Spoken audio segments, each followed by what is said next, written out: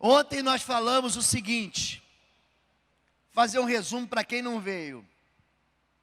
Que Deus deu autoridade ao homem Adão, o primeiro homem, para ele construir dentro de um mundo perfeito, que era o paraíso, um lugar de segurança para sua família e sua descendência. Adão, então, ele é seduzido pela serpente, também conhecida como Satanás, a entregar, a receber o conhecimento do bem e do mal, e em troca do conhecimento do bem e do mal, Adão perdeu aquela autoridade para fazer o bem, e entregou a autoridade, o governo do mundo, na mão de quem? De Satanás. E é por isso que o mundo jaz no maligno. A Bíblia diz que Satanás é o príncipe deste século, o príncipe é o principal, aquele que governa o sistema.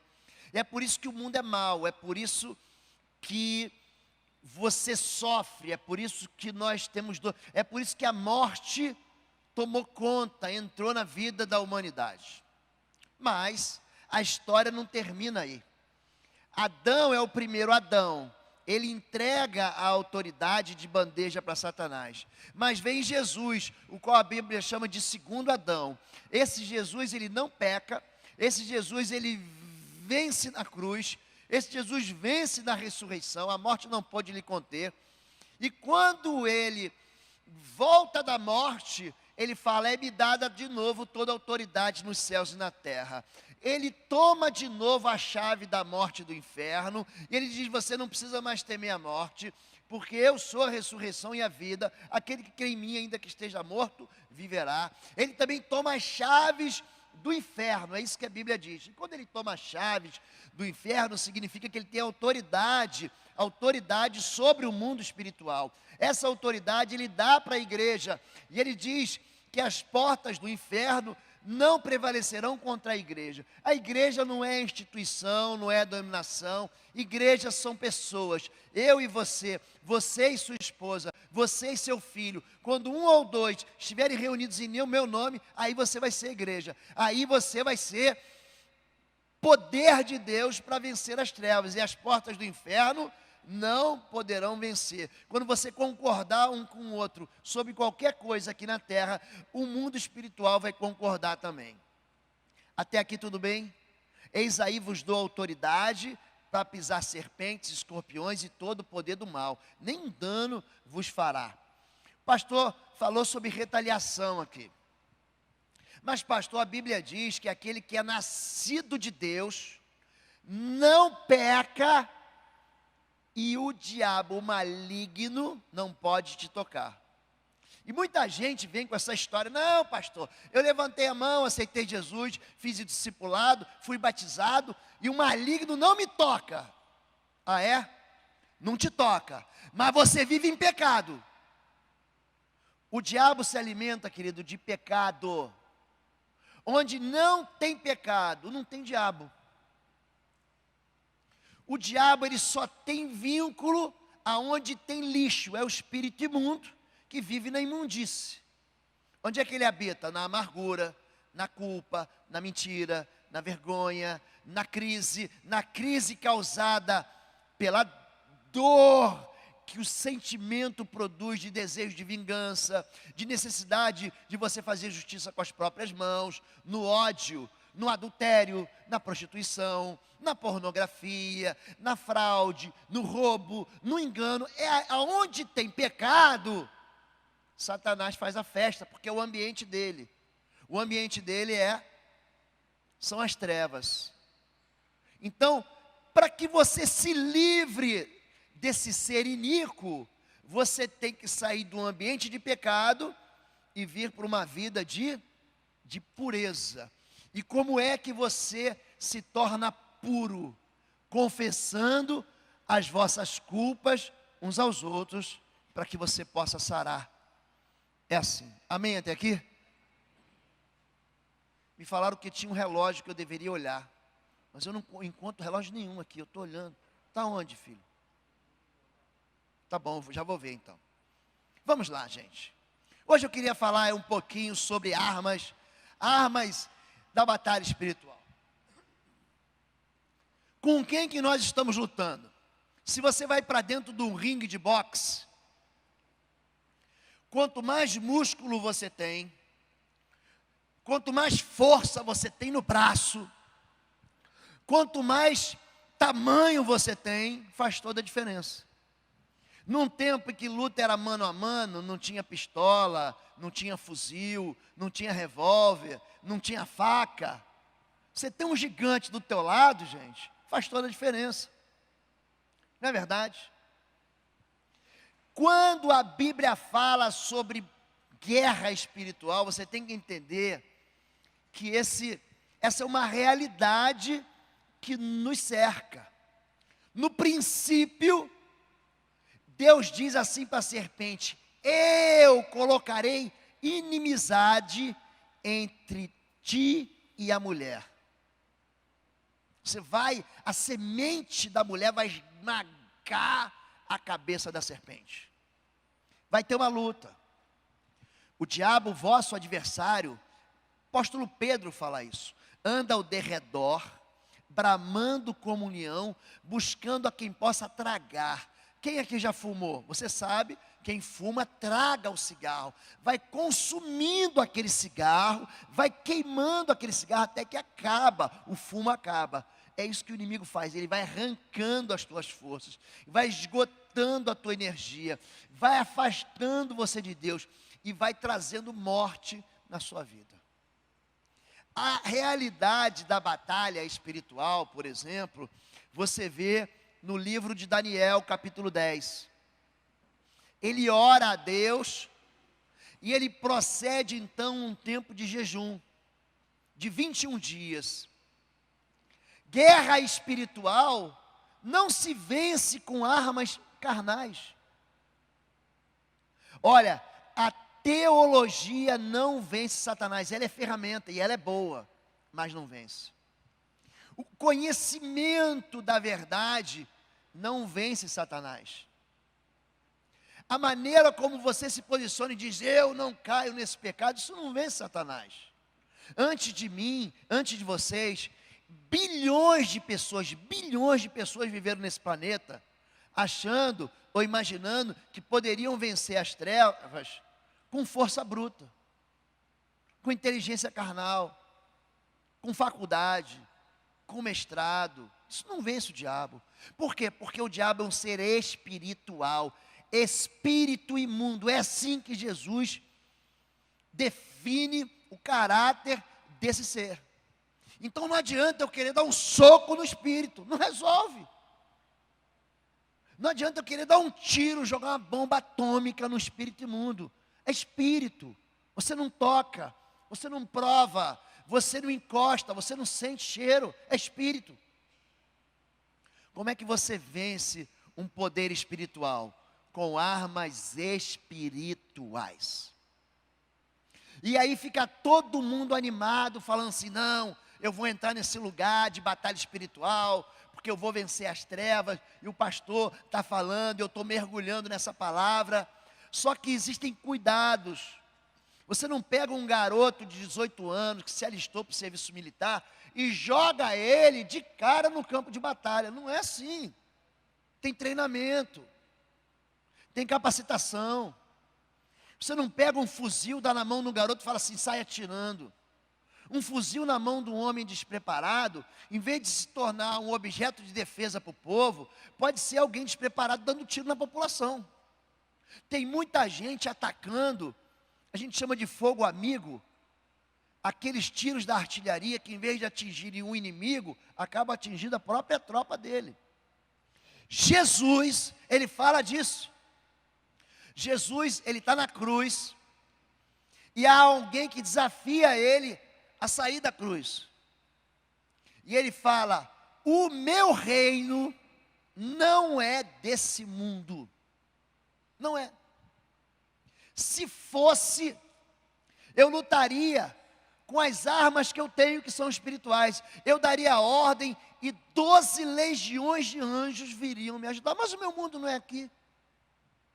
Aquilo que você vê, tudo isso aqui, é efêmero, é passageiro. Aquilo que você não vê, isso é eterno.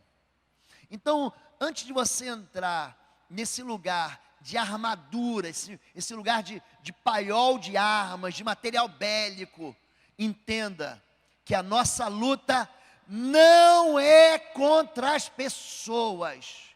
O seu vizinho não é seu inimigo. A amante do seu marido não é sua inimiga. Aquela pessoa que te persegue, que te maltrata, não é seu inimigo. Pessoas de carne e sangue não são inimigas da gente. Aliás, Jesus fala, o apóstolo Paulo fala, se teu inimigo tiver fome, dê de comer. Se ele tiver sede, dê de beber. Jesus diz, se você for perseguido, ore por ele. Abençoe o que te amaldiçoa. A nossa luta não vai ser contra uma denominação, a nossa luta não vai ser contra uma pessoa ruim. Aquela pessoa ruim é só uma vítima das trevas. Você ganha uma pessoa para Jesus amando ela no meio daquele monte de ferida purulenta que ela tem. A nossa luta é contra seres espirituais. Amém até aqui, gente? Vamos lá então. Vamos ver o que a Escritura diz. Chamando os 12 para junto de si, enviou-os de 2 em 2 e deu-lhes autoridade sobre os espíritos imundos. Eles saíram e pregaram ao povo que se arrependesse. Expulsaram muitos demônios, ungiam muitos doentes com óleo e os curavam. Marcos 6. O médico, ele só consegue curar se ele está curado. Gente curada, cura. Gente ferida, fere. Jesus, ele chama para si qualquer tipo de pessoa que quer entrar nesse mundo de batalha espiritual para lutar contra as trevas, que está longe de Jesus, vai se ferir. Pessoas rebeldes, eu conheço um caso, 5 famílias, 5 casais, isso tem uns 25 anos, foram fazer missões num país da América Central, um país onde há muito envolvimento com voodoo, com bruxaria, com magia negra. E eles foram então e pediram ao pastor bênção para ir para aquele lugar, para ministrar, para curar enfermos, para expulsar demônios, para pregar o evangelho. O pastor disse, não vão. Vocês não devem ir, vocês não estão preparados. Vocês têm uma família aqui. Eu me lembro muito bem desse caso, que aconteceu na cidade onde eu morava.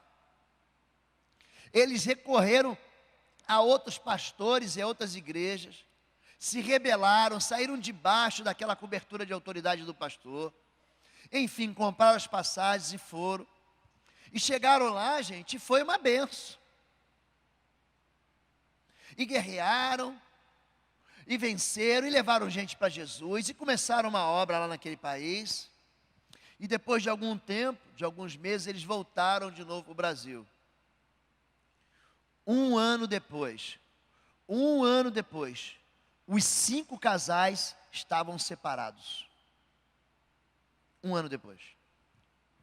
A batalha espiritual vai depender, o teu desempenho vai depender da cobertura que você tem.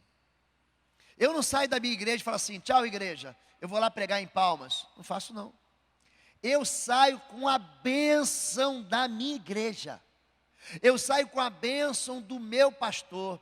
Eu saio com a bênção do ministério de intercessão da minha igreja.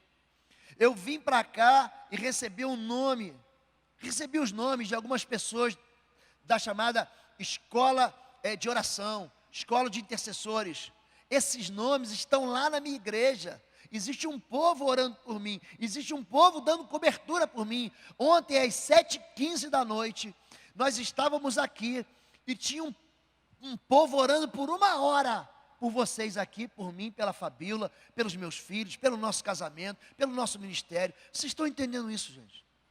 Não se brinca com o ser mais cruel que existe. Você quer vencer na batalha espiritual?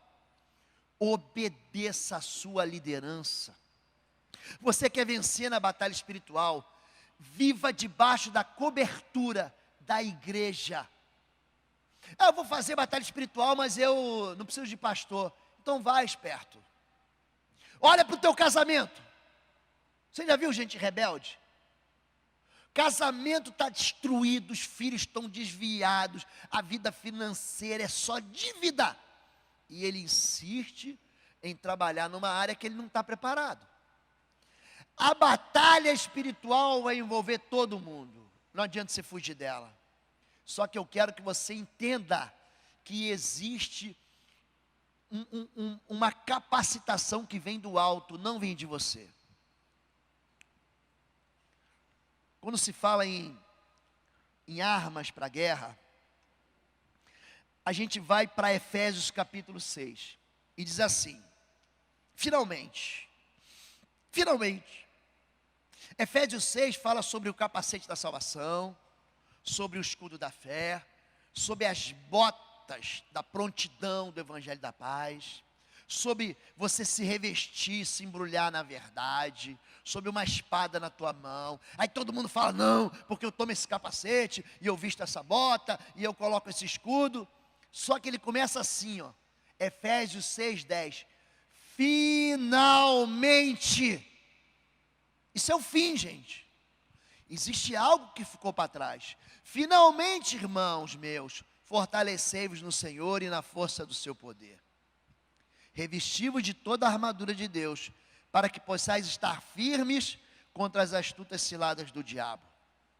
Porque não temos que lutar contra a carne e sangue, mas sim contra os principados, contra as potestades, contra os príncipes das trevas desse século, contra as hostes espirituais da maldade nos lugares celestiais. Portanto, tomai toda a armadura de Deus, para que possais resistir no dia mau, e havendo feito tudo, ficais firmes.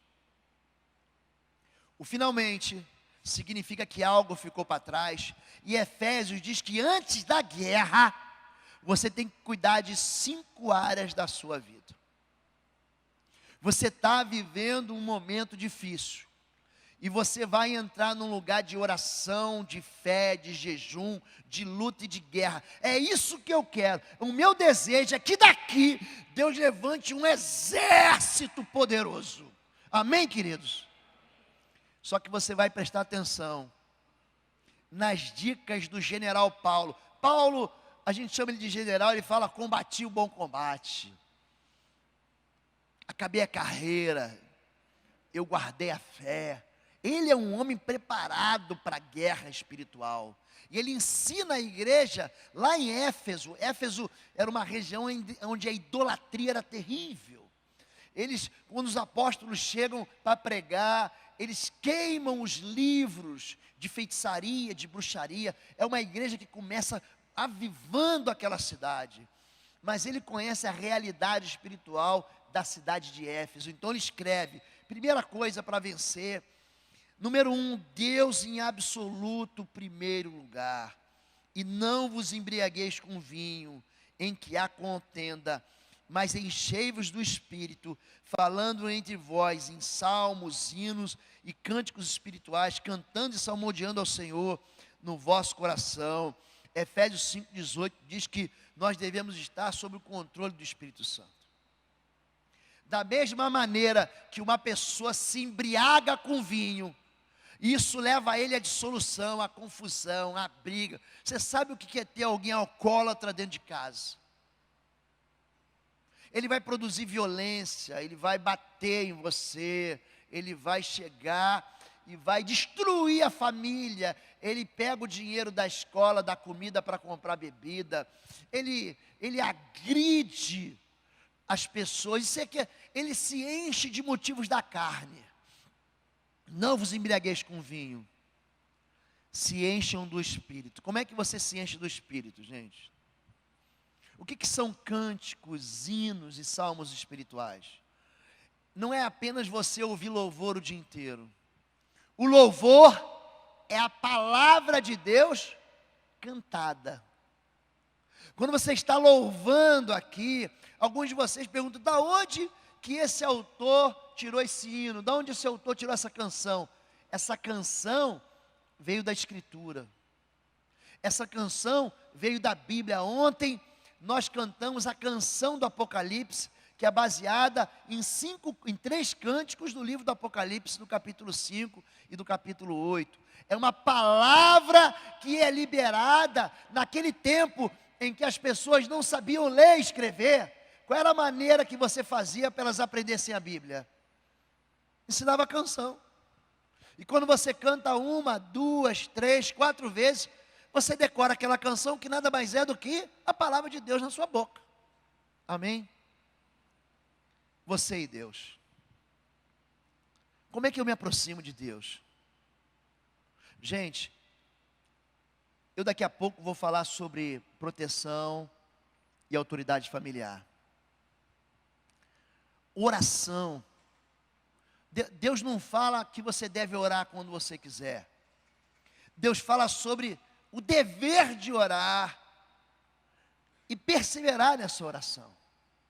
Orar é o seguinte: quanto mais você ora, mais você quer orar. E quanto menos você ora, menos você quer orar. Você só vai vencer quando você se aproxima de Deus. E você tem que escolher um tempo teu. Você tem que escolher um momento seu, um lugar seu. Um lugar de intimidade em que você dobra o teu joelho, que você fica sentado e que você fala com o Pai.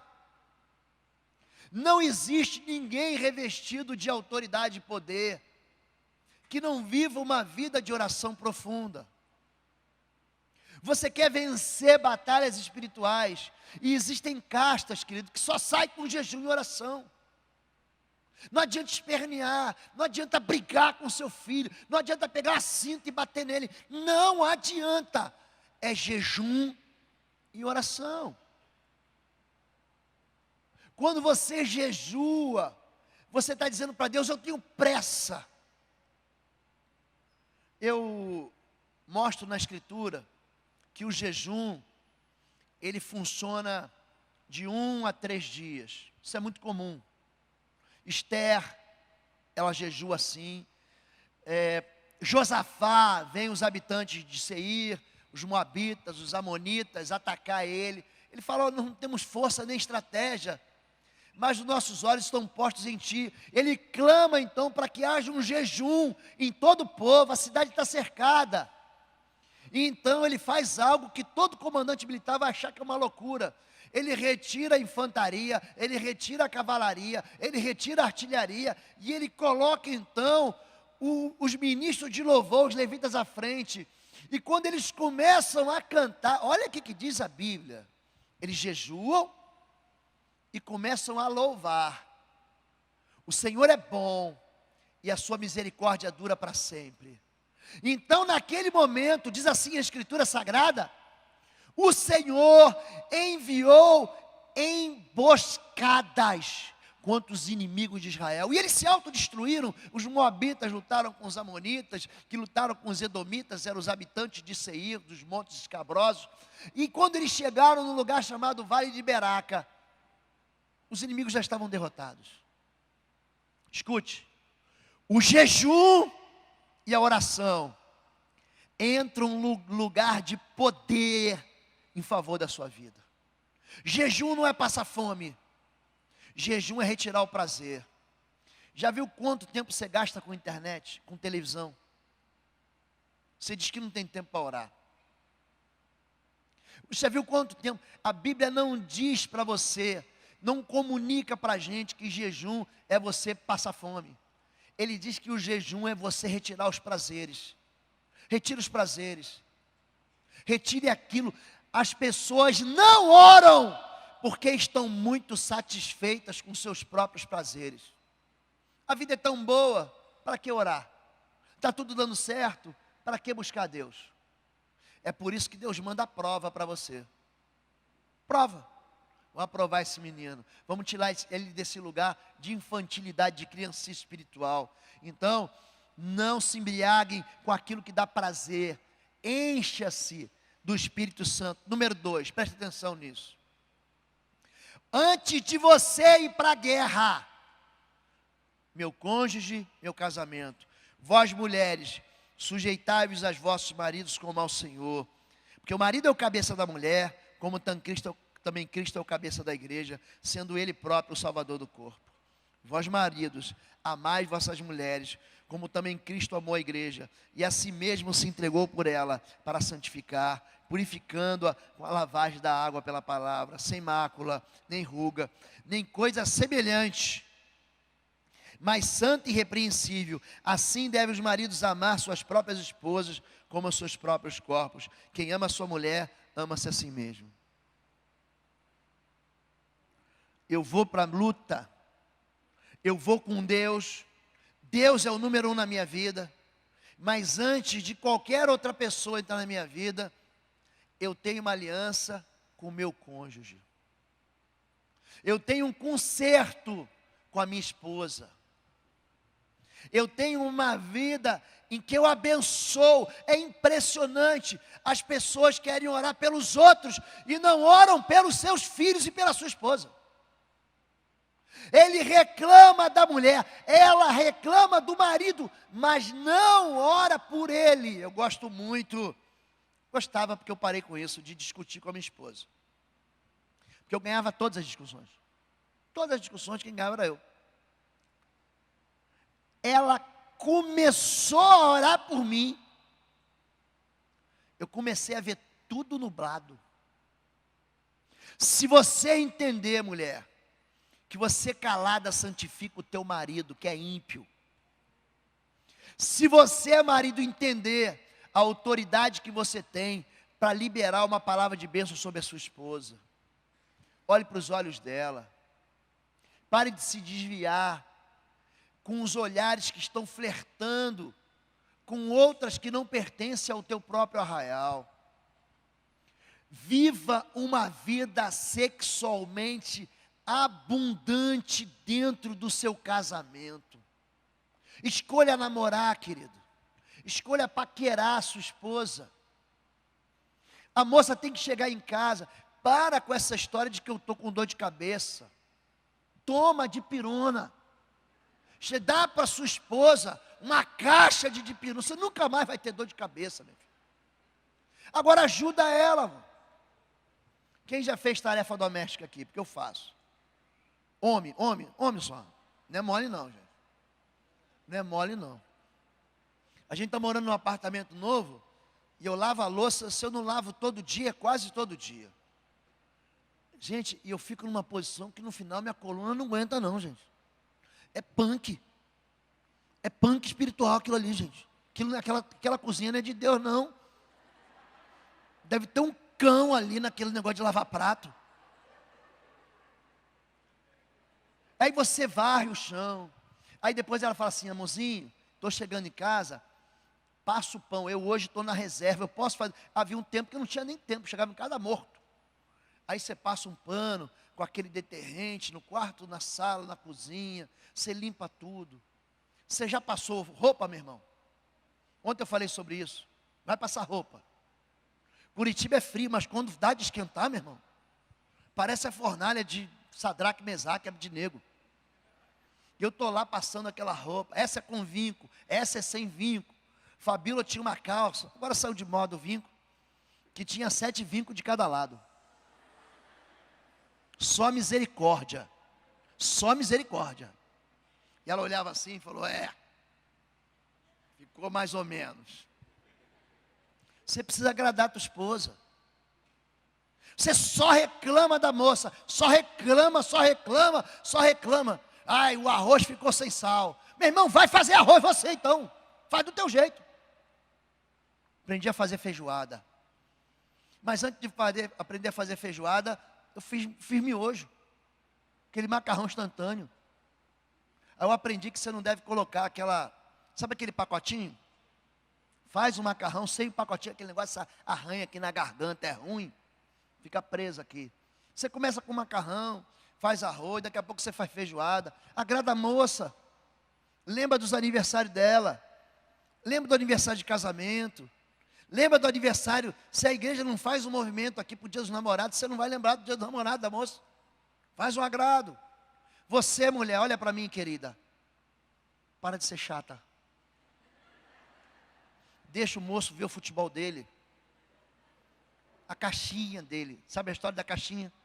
Está na caixinha do nada. Deixa o moço ficar. Ele está tão feliz na caixinha do nada. Seu menino vem, passa a semana toda lutando, domingo, recebe a bênção. Querida, quando ele chega em casa, ele quer ver o gol do Fantástico, deixa o moço ver. Aí na hora do gol do Fantástico, a moça, me ajuda aqui. Não, agora não. Eu vou falar uma coisa para vocês, mulheres. Futebol é a coisa mais importante depois das coisas menos importantes. Dentro daquelas coisas menos importantes, futebol é a parte mais importante para o homem. Deixa o moço. Deixa o moço. Se vocês forem um só, pega na mão da sua esposa, se você está com ela aí. Está com ela aí? Pega na mão dela. Dá uma palavra de amor para ela agora. Dá para ela. Pede perdão para a moça. Perdão. Começa com perdão. Pode dar um cheiro. Não é para beijar. Pronto. Chega. Número 3. Antes de ir para a batalha. Meus filhos, minha família. Vós, filhos, sede obediente a vossos pais no Senhor, porque isso é justo. Honra o teu pai e tua mãe, porque é o primeiro mandamento com promessa, para que te vá bem. Vivas muito tempo sobre a terra. E vós, pais, não provoqueis a ira a vossos filhos, mas criai-os na doutrina e na demonstração do Senhor. Papai, mamãe, traga o teu filho para perto. Imagina se você tem alguém, existem filhos, existem palavras liberadas para filhos. Eu vejo isso. Pais falando tanta grosseria para os filhos. Pais que são tão estúpidos, que se fosse qualquer outra relação, que não a relação entre pai e filho, essas pessoas nunca mais se falariam na vida. É tanta agressividade. O seu filho precisa ser amado. Você entende isso? Ele já toma bronca o dia inteiro. Se a tua casa for um lugar hostil, ele vai fazer 18 anos e vai sumir. Ele vai te visitar no Natal e olhe lá. Famílias em que o ambiente é um ambiente de guerra. O pai chega e só cobra. Fez a lição, ele já sabe que tem que fazer a lição de casa. Se você chega só cobrando, se você só chega chutando balde, mamãe, como é que você vai criar um vínculo de amor? Como é que ele vai querer saber do teu Deus? É esse Deus que você serve? Se você criar um clima de amor, você repara se tua casa é uma casa que não é tóxica, quando os seus filhos querem ficar nela. Quando os filhos querem sair, querem estar na casa dos outros, presta atenção no que eu estou dizendo. Alguma coisa está errada na sua casa. Quando os amigos do seu filho têm prazer em estar na sua casa com ele, esse lar é um lar saudável, que atrai as pessoas. Então, antes de ir para a batalha, cuide do seu filho. Papai e mamãe, a gente quer fazer o melhor pelo nosso filho. Só que em nome de fazer o melhor, nós somos grosseiros, violentos de palavras. Então sabe o que você tem que fazer? Pedir perdão. Quando Natália e Arthur, meus 2 filhos, tinham uns 12, Natália devia estar com 12, Arthur com 8. Eu cheguei em casa, peguei 2 folhas de papel e falei o seguinte: escreva aqui, papai e mamãe, tudo que você gosta no papai, tudo que você gosta na mamãe. E atrás, tudo que você não gosta do papai e tudo que você não gosta da mamãe. Gente, fazer isso é para macho. Tu tem que ser macho para fazer isso. Não interessa a maneira como eu vejo, interessa a maneira como ele vê. E aí Arthurzinho escreveu 1, 2, 3 linhas do que ele gosta do papai. Quando eu virei do outro lado, rapaz, caiu a grande Babilônia. Ele botou uma relação de coisa, eu falei, deve ter sido um dia mau. E eu fiquei muito triste, decepcionado, ele não me valoriza, eu dou do melhor, eu me esforço, eu oro por esse garoto, eu abençoo, e ele me disse isso aqui. Gente, passada aquela poeira baixada, fui conversar com a minha melhor amiga, que é minha esposa, falei, amorzinho, isso aqui é verdade? Ela, é. Isso aqui, é. Isso aqui, olha, eu vou te dizer o seguinte, que ele foi suave nas palavras aqui. Gente, você sabe quem é Samuel na Bíblia? Você sabe quem é Davi na Bíblia? Foram pais que foram valorosos guerreiros no campo de batalha, mas perderam os seus filhos. Davi perdeu 4 filhos. Samuel perdeu 2. Arão, sumo sacerdote, perdeu 2 dentro da igreja. Foram queimados, ofereceram fogo estranho e morreram aqui dentro da igreja. Eli, sacerdote, perdeu Rofini e Finéias. O céu é para você ir para a tua casa. O céu não é para você só, é para você ir para a tua casa. Crie um clima, peça. Aí o que eu fiz? Eu pedi perdão para eles. Eu falei, Arthurzinho, você ajuda o pai? Isso dá tempo de você consertar. Dá tempo de você corrigir. Dá tempo de você pedir perdão. Dá tempo de você sentar à mesa. Dá tempo de você fazer uma refeição, olhar nos olhos e falar assim, eu errei, então estava errado. Eu querendo ajudar, eu errei. Minha filha uma vez aprontou comigo, aprontou com a história do mundo, desequilibrou o movimento de translação e rotação da Terra. Ela cometeu quase um crime. E eu, na intenção de corrigir, eu fui tão violento. E ela foi sair de casa,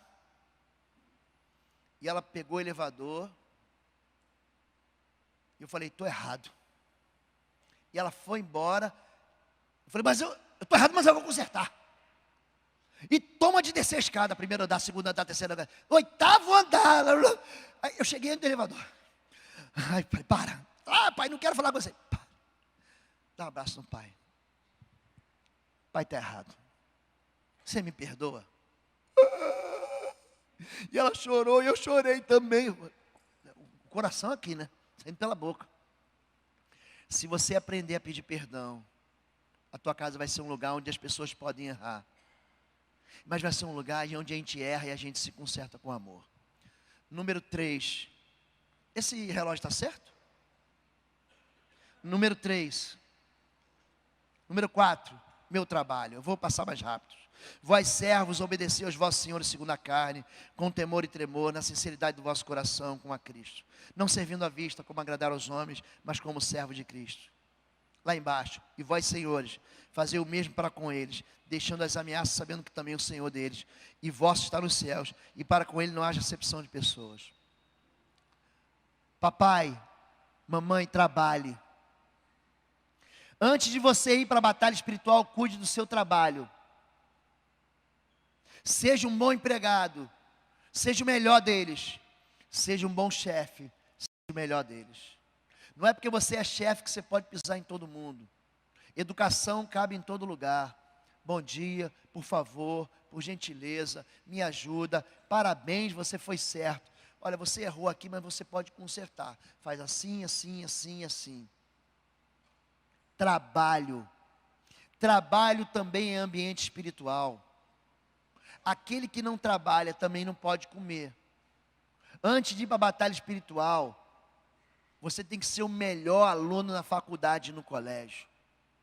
Antes de você ir para a batalha espiritual, faça os seus deveres de casa.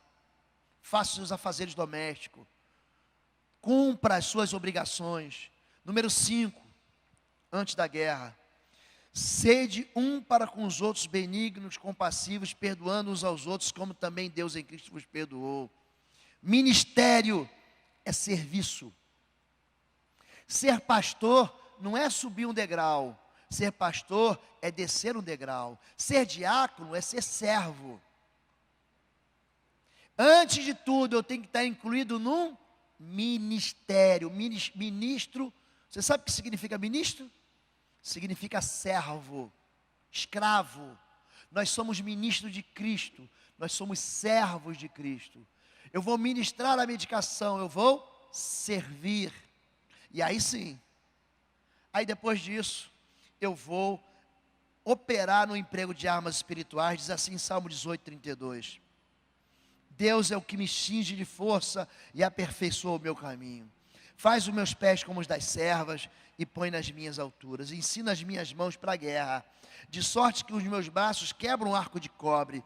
Também me deste o escudo da tua salvação. Na tua mão direita me susteve e a tua mansidão me engrandeceu. Existe uma realidade de batalha espiritual em toda a Escritura. Você vai ver que o Israel, ele luta para alcançar uma terra que Deus deu para ele. Um casamento bom, querido, você pode ter um casamento bom, você tem que lutar para isso. Você não precisa ter inveja do casamento da vizinha, você não precisa ter inveja do casamento do outro, constrói o teu. Gente, mas dá um trabalho, ai, como eles são educadinhos, esses seus filhos, eu queria que meus filhos fossem assim. Seja você educado com os seus filhos, que eles vão aprender a ser educados com os outros. Nossa, como ele é gentil, seja você gentil, os seus filhos vão ser gentis. Se você entender que dentro da realidade da batalha espiritual, existe um inimigo que não se cansa, existe um inimigo que não dorme, existe um inimigo que não desiste, existe um inimigo que vem contra você. Onde que ele não encontra lugar para te atacar? Quando você vive em santidade. Não tem como pegar o cara. A batalha espiritual, a gente compara as guerras humanas com as guerras espirituais. Como é que Moisés afogou o exército de Faraó? Com uma palavra de autoridade. Você vê situações na Bíblia em que Sansão, ele destrói um exército de 1000 homens filisteus com uma queixada de um jumento. As armas espirituais são diferentes. Gente, como é que Jesus matou a morte? Como é que Jesus, a Páscoa, gente, quando perguntarem para você, o que é a Páscoa? Aí tem gente que fala assim, é a ressurreição de Jesus, é o dia de ganhar ovinho de Páscoa. Não é nada disso. A Páscoa é a morte da morte. A Páscoa foi o sangue do Cordeiro nos umbrais que livrou do anjo da morte. A morte não tem mais poder sobre vós. Jesus, ele mata a morte com a morte. Davi, ele mata os gigantes com uma funda de pastor. Agora leia comigo, Efésios capítulo 6, de 11 a 13, diz assim: vistam toda a armadura de Deus, para poderem ficar firmes contra as ciladas do diabo, pois a nossa luta não é contra carne e sangue. Eu quero falar um pouquinho sobre hierarquia dos exércitos de Deus. Hierarquia dos exércitos de Deus. Colossenses 1,6 diz assim: porque nele foram criadas todas as coisas que há nos céus e na terra, visíveis e invisíveis. Presta atenção nisso, gente. Colossenses 1,16. Sejam tronos, sejam dominações, sejam principados, sejam potestades, tudo foi criado nele e para ele.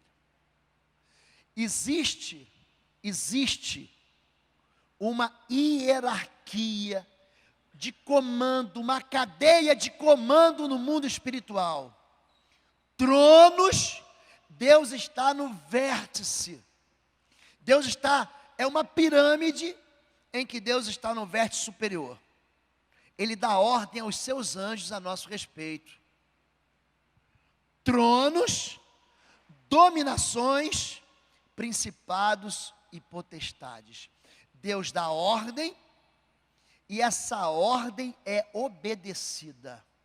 O reino de Deus é muito bem organizado, é tudo feito com ordem e decência, mas existe uma escala hierárquica de poderes e autoridades.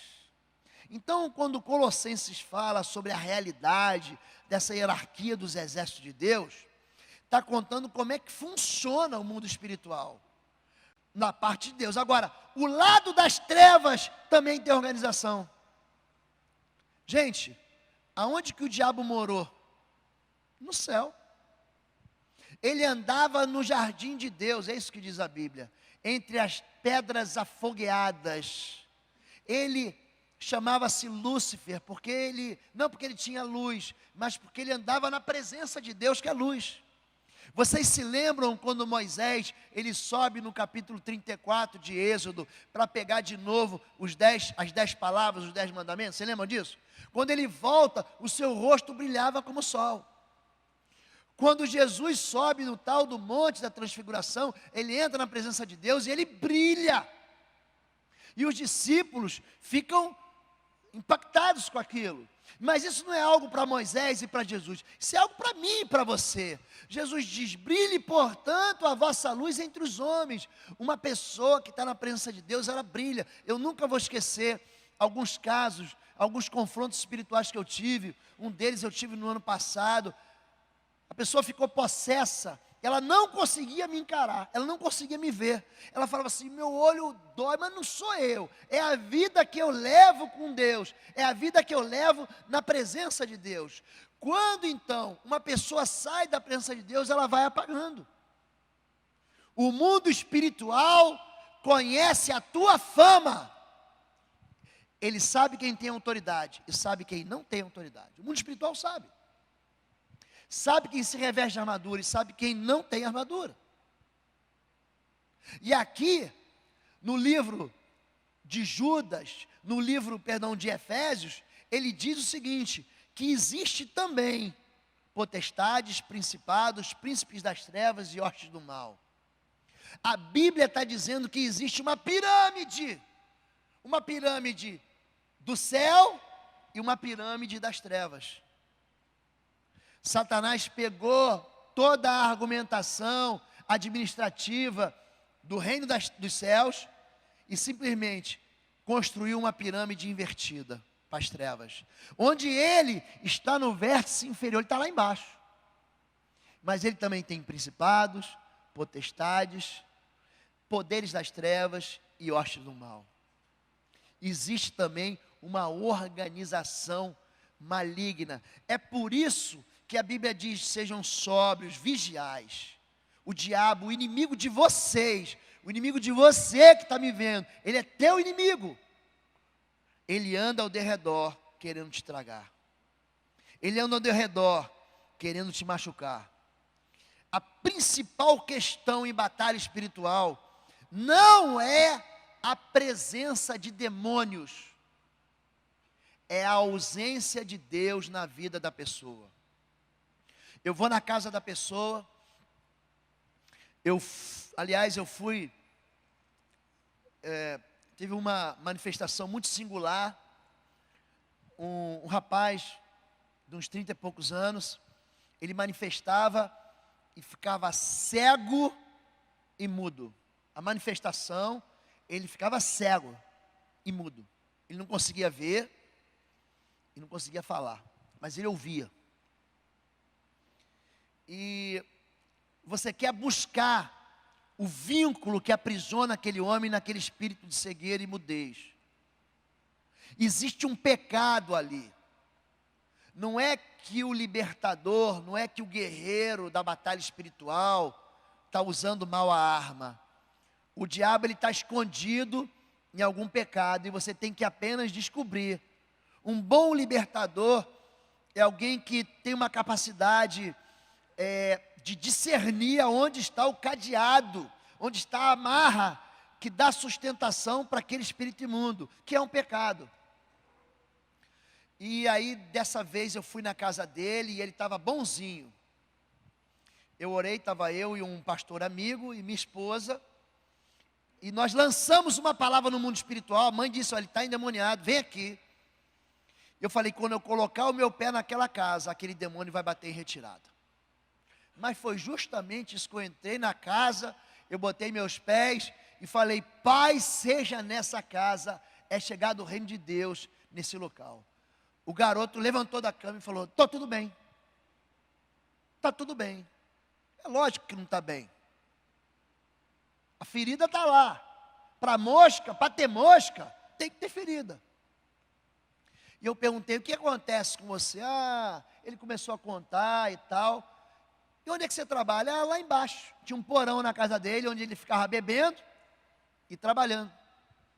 Pois na hora que nós entramos, eu não sabia que ele ia para lá para ir beber. Na hora que nós entramos no porão, manifestou o espírito imundo de novo. E quando manifestou aquele espírito imundo, a única coisa que eu fiz foi retirar aquelas bebidas daquele local, alguns objetos ocultistas, e aquele mesmo espírito imundo que nós tínhamos investido 1h40 de uma primeira vez, saiu assim, ó, sai em nome de Jesus. Você quer fazer batalha espiritual? Você tem que entender que você não pode viver em pecado, querido. A tua mão tem que estar limpa. Você tem que confessar a Deus as suas iniquidades. Você tem que escolher andar na luz. Não adianta eu vir aqui e dar um monte de conhecimento para você, e você sabe de tudo, mas continua nas trevas. Aquelas amizades que te afastam de Deus, têm que ser segregadas, têm que ser cortadas. Aquelas pessoas que te levam para longe da santidade, os negócios que são fraude, você tem que romper na sua vida. Você vai ter que fazer uma escolha entre servir a Deus e servir a Mamon. Você tem que fazer essa escolha. Não existe vitória em batalha espiritual em ambiente de trevas, em ambiente de pecado. A maior questão em batalha espiritual não é a presença de Deus, dos demônios, é a ausência de Deus. Você tem que convidar Deus, e Deus não anda na impureza, Deus anda na santidade. Deuteronômio 23, de 9 a 14 diz, quando o exército sair contra os teus inimigos, então te guardarás de toda coisa má. Porquanto o Senhor teu Deus anda no meio do teu arraial, para te livrar e entregar a ti os teus inimigos, pelo que o teu arraial será santo, para que ele não veja o mal em ti e se aparte de ti. Por que que nós perdemos as nossas guerras? Pastor, por que que isso aconteceu comigo? Pecado. Você vai argumentar e racionalizar de muitas formas, mas é pecado. Enquanto o pecado dominar a sua vida, e ele jaz à sua porta, e sobre o qual você deve dominar ele, mas enquanto você não dominar ele, ele vai te dominar, infelizmente. Número 1, vivendo em pureza. Agora sim, vista-se com a verdade, cingindo-se com o cinto da verdade. Sabe o que é cingir? Ainda tem 2 minutos. Sabe o que é cingir? É se embrulhar. Estou cingido, eu estou embrulhado com a verdade. Dentro do arsenal de guerra do inimigo, ele tem 2 grandes armas: a mentira e o medo. Ele usa isso para tentar a gente. Mentira te desabilita para a guerra. Medo faz você recuar da guerra. Número 2, couraça da justiça. Não são as nossas próprias justiças, é a justiça que vem do alto. Quando você é lavado no sangue de Jesus, aí você é justificado dos seus pecados. A justiça que você pratica é chamado, Isaías 64:6, de trapo de imundícia. Não tem valor. Número 3, as botas do Evangelho da Paz. São botas que você tem que ter, ele fala botas da prontidão. Alguém aqui já ficou de prontidão? Você tem que ficar com a bota no pé. Você tem que estar pronto para andar em todo tipo de terreno.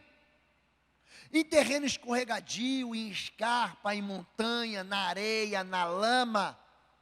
O Evangelho, olha o que eu vou falar agora para você. Tem muita gente buscando o poder de Deus. Sim ou não, igreja? Não tem muita gente buscando o poder de Deus? Eu vou ensinar para vocês algo aqui que a Bíblia diz. Não busque o poder de Deus. Busque a verdade.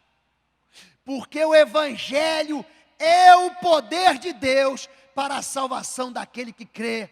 Primeiro do grego e também do judeu. Se você buscar a palavra, o poder vem a reboque. Se você buscar a escritura, o poder vem sobre você. Você não precisa buscar poder. Busca a palavra. Conhecereis a verdade.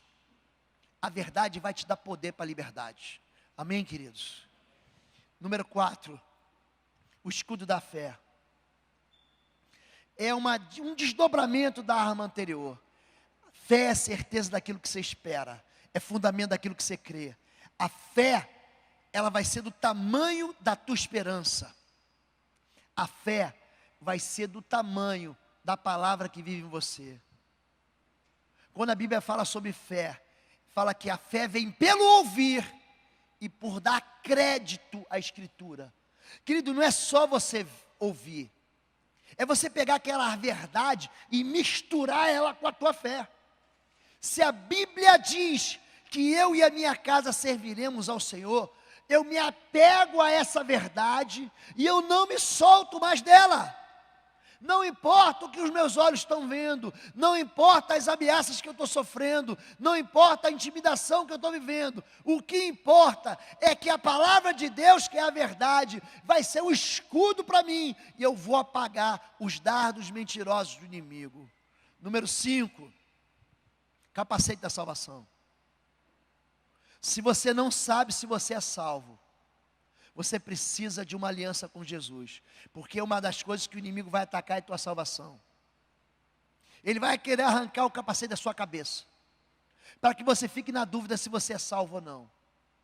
Número 6, a espada do Espírito, que é a palavra de Deus. É o único desse arsenal que é a arma de ataque. O resto tudo é defesa. Capacete, escudo, bota, cinto, couraça, é tudo defesa. As armas de batalha espiritual, gente, são mais simples do que você imagina. Você adquire elas na comunhão do corpo. Você adquire elas na santidade e na justiça. Amém? Vamos orar?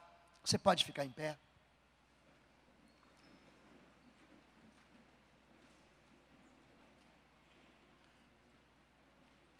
Feche teus olhos agora em nome de Jesus. Feche teus olhos. Eu vou fazer uma oração aqui. Quero que você examine o seu coração. Quanto disso tem sido verdade na sua vida?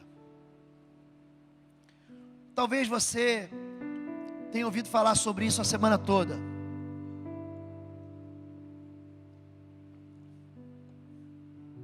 Mas quanto disso tem sido prática na sua vida? Prática. Você quer vencer batalhas, mas a sua família está desprotegida. Você quer vencer batalha, mas os teus filhos estão afastados. Você quer vencer batalha, mas o seu ambiente de emprego, de trabalho, é um ambiente fragilizado pelo pecado. Você quer vencer batalha, mas você está longe de Deus. Você quer vencer batalha, querido, mas você está fora do ministério. Se você não tem igreja, você precisa decidir imediatamente entrar debaixo da comunhão de uma igreja. Agora, já. Você quer vencer batalha? Esqueça os seus inimigos na carne. Esqueça aqueles que te ofendem. Perdoe eles. Perdoe eles. Você quer vencer batalha? Para de tratar as pessoas como seus inimigos. Não são elas. Elas são apenas vítimas de Satanás. O teu inimigo está nas regiões celestiais. são poderes de trevas. O teu inimigo é aquele que você não vê. Ele está lançando seta que voa de dia e você não vê. Você está achando que são pessoas. Você quer vencer batalha, querido? Finalmente, aí sim, se revista de Jesus Cristo. Podemos orar juntos? Diga assim: Senhor meu Deus. Pode orar com fé. Diga: Senhor meu Deus, em nome do teu Filho Jesus Cristo, eu quero confessar o meu despreparo. Eu quero confessar que um dia eu conheci a verdade, mas eu andei arrancando as armaduras que o Senhor colocou sobre mim. Eu joguei fora a salvação, eu joguei fora o escudo da fé, eu chutei para longe as botas da prontidão do Evangelho da Paz. Por isso a minha vida espiritual fraquejou, eu me afastei de Ti, eu pequei contra o Senhor, eu pequei contra a minha casa, contra os meus pais, contra os meus filhos, contra o meu cônjuge. Eu pequei contra a aliança com o Senhor. Mas hoje eu reclamo o poder do sangue. Hoje eu reclamo o poder da cruz sobre a minha vida, sobre a minha família, sobre o meu marido, sobre a minha esposa, sobre os meus filhos, sobre o meu ministério. Senhor meu Deus, em nome de Jesus, eu me revisto de novo com as armas de guerra do Senhor. Eu me revisto de novo com o capacete da salvação, com o cinto da verdade, com as botas da preparação do Evangelho da Paz. Eu tomo sobre mim, sobre mim, eu tomo a espada do Espírito, e em nome de Jesus de Nazaré, eu expulso todo espírito imundo. Saia da minha história, saia dos meus caminhos, largue os meus filhos, largue a minha casa, largue o meu leito conjugal, saia das minhas finanças. Em nome de Jesus, eu aniquilo todo o poder das trevas, e eu dou uma ordem: Satanás, bate em retirada, recue, recue, porque o Senhor dos Exércitos é o meu general. Eu ando debaixo da cobertura da autoridade do Senhor, em nome de Jesus. Diga amém, amém e amém.